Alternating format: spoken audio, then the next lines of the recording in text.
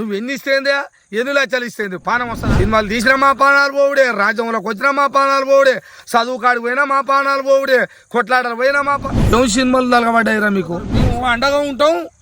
ఏమండగా ఉంటారా? 5,000 10,000 ఇచ్చి బియ్యం కట్టేసి పోయేటోళ్ళు మీరు అండగా ఉంటారా? నమస్కారం ప్రజలారా, నేను మీ తలవారు తాతను. గుర్తుకున్నా కదా?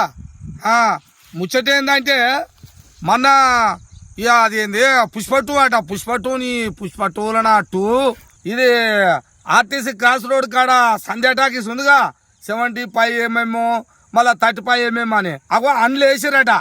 అగో ఆ టాకీస్ వేస్తే ఆ సినిమా చూద్దామని వీళ్ళందరూ పోయిరట. పోయే వరకల్లా అప్పటిదాకా మామూలుగానే ఉన్నట్టుంది. ఇక ఎప్పుడైతే అల్లు అర్జున్ వచ్చిండో ఆడికి తల్లి వచ్చే వరకల్లా హీరో వచ్చిండు అనే వరకల్లా తొక్కిసలు ఆడలా. ఇక కొడుకు తల్లి ఏమో ఒక ఆయిర్రు, బిడ్డ తండ్రి ఒక ఆయిర్రు, వాళ్ళు ఏమో ఇటు పోయిర్రు, వీళ్ళు అటు పోయిర్రు. ఆ తొక్కిసలాటలో తల్లి ప్రాణాలు పోయినాయి. పిల్లగాడేమో అది దవాఖానలో ఉండట, ఆ దవాఖానలో ఐసీలు ఉండట, ఆ పానాలు అటో ఇటానో అందులో ఉండట. అగో గిటువంటి పని అయింది. ఇది ఏంది, ఎక్కడి కథ ఏంది ఇది? ఈ పుష్ప 2 పోయి ప్రాణాలు పోగొట్టుకున్నదిగా తల్లి.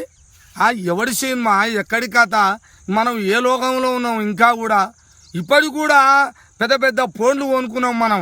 4 దినాలు అయితే ఫోన్లలోకి వస్తుంది కానీ పెద్ద పెద్ద ఫోన్లు పెట్టుకొని ఇంట్లో గోడకు పెద్ద పెద్ద టీవీలు పెట్టుకొని ఈ టీవీలలోకి రాకపోయిందా? 4 దినాలు ఆగితే ఫోన్లలోకి రాకపోవునా? ఇంట్లో 2-3 ఫోన్లు ఉంటాయి, మనిషికో ఫోన్ ఉండనే ఉండే.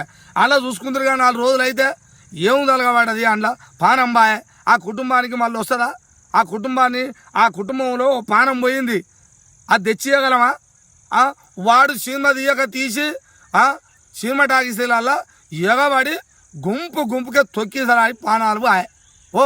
కోట్ల రూపాయలు వానికి వచ్చే, దానివల్ల ఏం లాభం? ఒక టికెట్ అట 1,200 అట. ఏం చెప్పాలి? 100-150 టికెట్లు 1,200, 350, 360 రూపాయలు పెట్టి టికెట్లు అమ్ముకొని మా ప్రజలను సర్వనాశనం చేస్తారు కదా మీ సినిమాల దలగవాడ. ఏంది అది? ఇప్పుడు ఏంది ఆ పరిస్థితి అంటున్నా? ఆ తల్లి పరిస్థితి ఏంది? చచ్చిపోయా. ఆ పిల్లగాని పరిస్థితి ఏంది? అలా ఇంటికాడ ఇంకో పాప ఉందట, ఇప్పుడు అలా భర్త ఉండి ఏంది అలా పరిస్థితి అని? నువ్వు ఎన్ని ఇస్తేందే, ఎన్ని లక్షలు ఇస్తేంది, పానం వస్తుందా? సచ్చినాక ఏమైనా చేస్తారు మీరు. ఏందనుకుంటున్నావు? మా శవాల మీదనే మీరు చేసేది, మా ప్రాణాలు పోగొట్టడానికైనా మీరు చేసేది. అంతా రాజ్యం అంతా మీదేనే.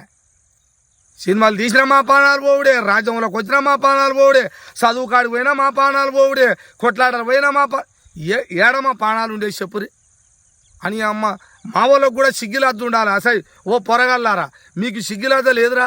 నిన్న అట ఓడు పోసం పెళ్లి కాడ సినిమా పోదామని తెల్లారి గంటలు లేచారట, కార్లో తిరిగిరట.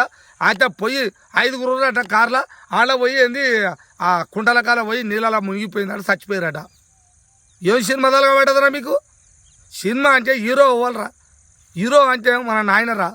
మన నాయన దగ్గర పోర్రా. మన నాయన ఏం చేస్తుండో, ఇత్తన పొట్లు పెట్టాలని పొలం అప్పుడే వర్షాన్ని కోసి బస్తాలు మొత్తం గుచ్చి కళ్ళంలో ఒక్కడే మోసుకుంటుండ్రా.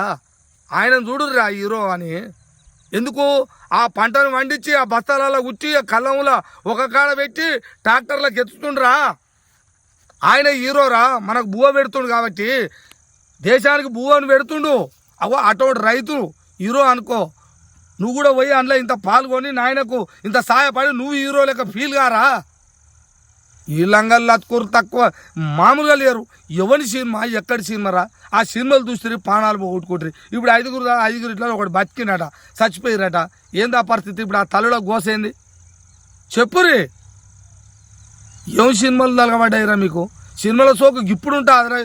అప్పుడు అంటే ఏదో 10-15-20 ఏళ్ల కింద అంటే కొత్త కాబట్టి మనకు అప్పుడు ఫోన్లు తక్కువ కాబట్టి చూసినాం. ఇప్పుడు ఫోన్లు ఇంచుకొకటి ఉంది, ఇంట్లో 3-4 పెట్టుకొని మనిషికి ఒకటి అగ్గిపెట్టే పెట్టుకున్నట్టు పెట్టుకొని సినిమాకు పోయినాం అంటే ఏందిరా? నాకు అర్థమవుతలేదు ఇది. అందుకనే జాగ్రత్తగా ఉండాలి ప్రజలారా. నేను మంచిగా చెప్తున్నా, ఎవడు కాదు మనకు, ఎవడు హీరో కాదు. మనం పని చేసుకుంటేనే, మన రెక్కలు ముక్కలు అయితేనే, మన తల్లిదండ్రులు మనల్ని దాస్తేనే మనమే హీరోలం. మనమే ఒక గంట కష్టపడి వస్తాం కదా, ఆ గంట కష్టపడే దాంట్లోనే హీరో అనుకోవాలి. అంతకు తప్ప ఏది లేదు.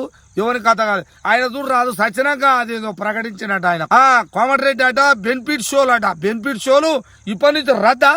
ఇక అనుమతి ఇయ్యం మేము చచ్చినాకనా? అయ్యా నువ్వు అనుమతి ఏంది? అంతకుముందుకే ఈ షో ఉంటే మా వాళ్ళు చావకపోవుగా.